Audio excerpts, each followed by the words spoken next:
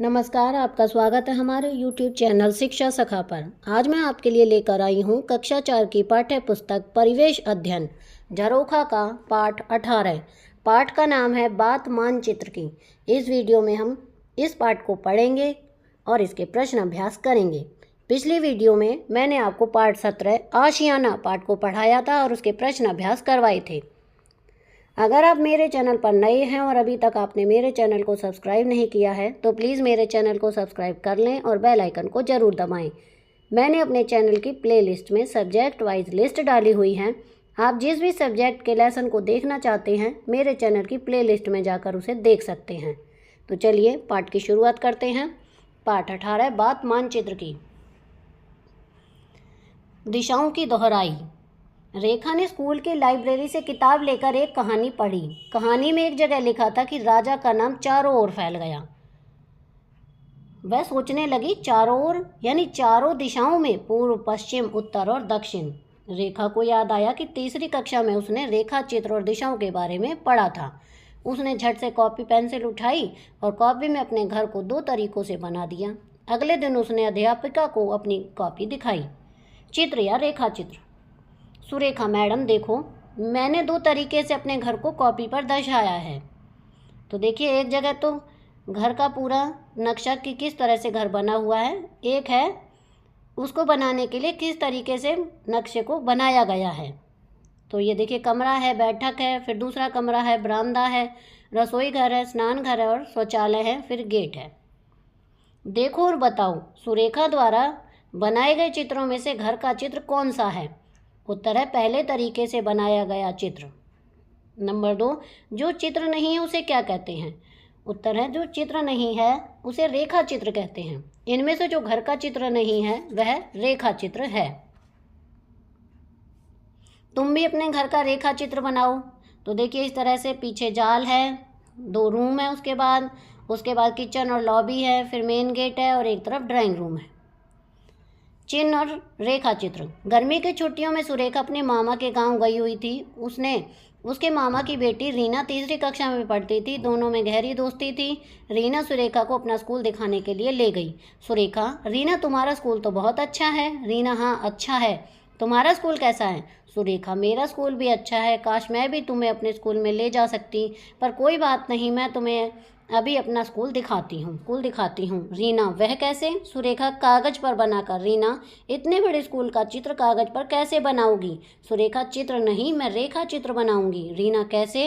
सुरेखा, पहले हम उस स्कूल की सभी चीज़ों के नाम लिखेंगे जो अपनी जगह से हिलती नहीं हैं, फिर उनके चिन्ह बना लेंगे। ऐसा करो। सुरेखा और रीना द्वारा बनाए गए कुछ चिन्ह नीचे तालिका में दिए गए हैं। तुम्हारे स्कूल में ऐसी और भी वस्तुएं या स्थान होंगे जो तालिका में शामिल नहीं है। खाली स्थान में उनके नाम लिखो और उनके चिन्ह बनाओ। वस्तुएं या स्थान चिन्ह।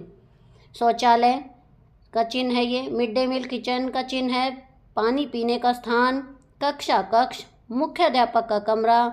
मुख्य द्वार, दरवाजा, खिड़की, वृक्ष और मंच। तो इस तरह से ये उनके चिन्ह हैं। सुरेखा ने इन चिन्हों की सहायता से अपने स्कूल का रेखा चित्र बनाया। रेखा चित्र देखकर रीना को सुरेखा के स्कूल के बारे में सब कुछ पता चल गया।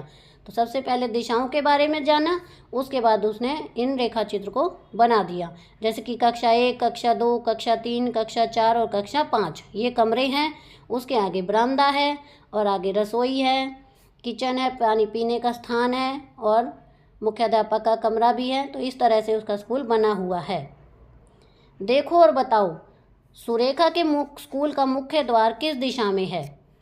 उत्तर है उत्तर दिशा में। दूसरा प्रश्न, पानी पीने के स्थान के लिए कौन सा चिन्ह प्रयोग किया गया है? गिलास का चिन्ह। नंबर 3, कौन सी कक्षा मुख्याध्यापक के कमरे के सबसे नज़दीक है? कक्षा 5। प्रश्न 4, कक्षा 1 का कमरा मिड डे मील किचन की किस दिशा में है? उत्तर है दक्षिण दिशा में। अगला प्रश्न है, मुख्य द्वार की किस दिशा में शौचालय है? उत्तर है पूर्व दिशा में।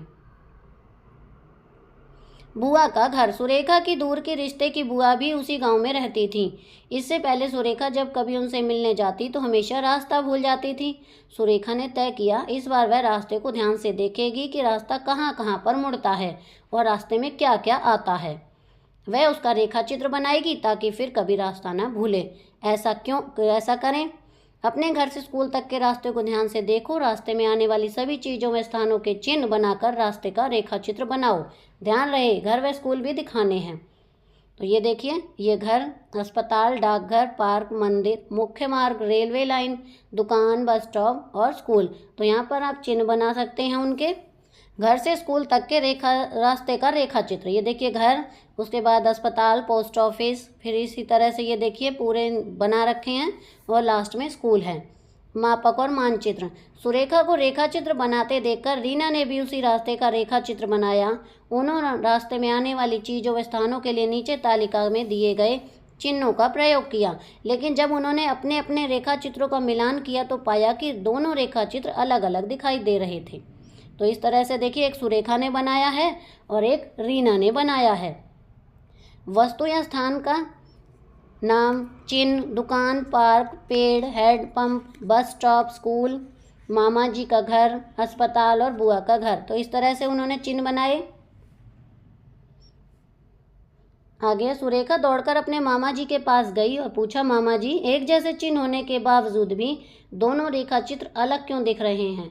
मामा जी हंस पड़े और बोले, सुरेखा, लगता है तुम दोनों ने ये मापक नाप के अनुसार नहीं बनाए। सही नक्शा बनाने के लिए मापक का इस्तेमाल जरूरी है।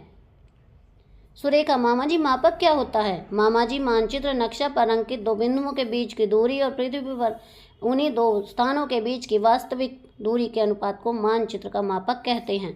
यह भी जानो, पृथ्वी की सतह या इसके एक भाग का मापक के अनुसार चपटी सतह पर खींचा गया चित्र मानचित्र कहलाता है। ऐसा करो, मापक के अनुसार अपनी कक्षा के कमरे का नक्शा बनाओ। सबसे पहले अपने कदमों से कमरे की लंबाई और चौड़ाई को नापो और लिखो। तो लंबाई 11 कदम, चौड़ाई 8 कदम। कक्षा में लगी हुई खिड़कियों में दरवाजों की स्थिति, जैसे दीवार के कोने से खिड़की कितने कदम दूर है, भी कदमों से नापो और लिखो।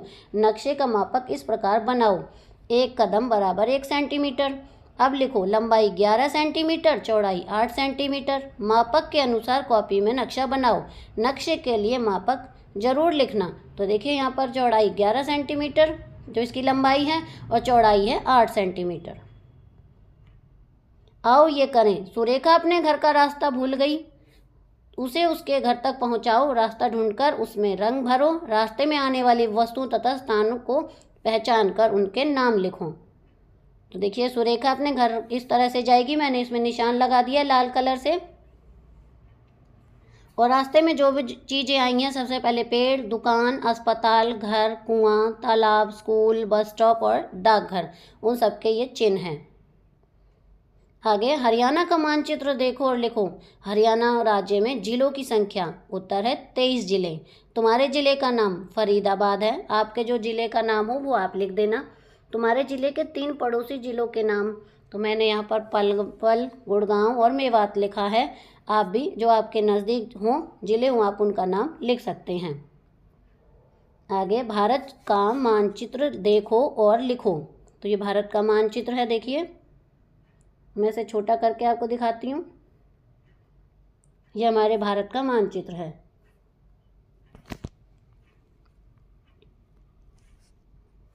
आंध्र प्रदेश राज्य के पुनर्गठन बाद 2 जून 2014 को तेलंगाना भारत का 29वां राज्य बना है।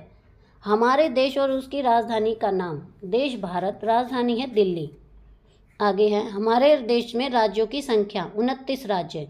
भारत के पड़ोसी देशों के नाम, तो पड़ोसी देश हैं पाकिस्तान, नेपाल, भूटान, चीन, म्यांमार, अफगानिस्तान, बांग्लादेश और श्रीलंका।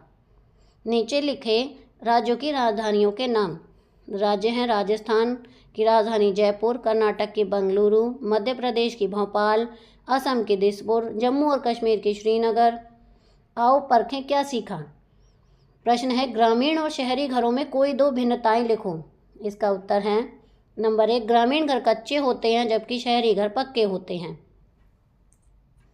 नंबर 2, ग्रामीण घर बिना नक्शे के बने होते हैं, शहरी घर नक्शे के हिसाब से बने होते हैं। दूसरा प्रश्न है किसी स्थान का रेखा चित्र अथवा नक्शा बनाने में चिन्हों की क्या उपयोगिता है।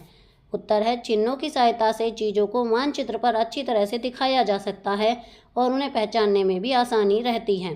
प्रश्न 3, दूषित जल पीने से कौन से रोग हो सकते हैं। उत्तर है हैजा, पेचिस, टाइफाइड, हेपेटाइटिस ए, पीलिया आदि। अन्य महत्वपूर्ण प्रश्न। प्रश्न 1, मानचित्र और रेखा चित्र में क्या अंतर है? उत्तर है, मानचित्र किसी चपटे तल पर निश्चित पैमाने की सहायता से बनाया गया चित्र मानचित्र कहलाता है।